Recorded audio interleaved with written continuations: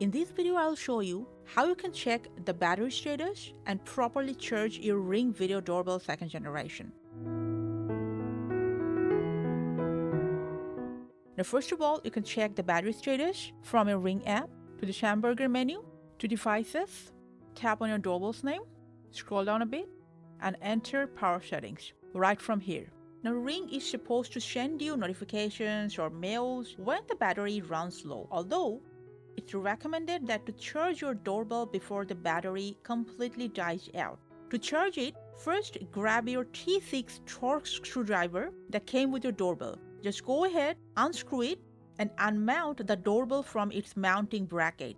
After that, take the orange micro USB cable that came with your doorbell, or you can use any micro USB cable if you want. Plug one side of the cable at the back of the charging port of your doorbell. Now, it's recommended by Ring to use a charger of 8 to 24 volts or 40 watt.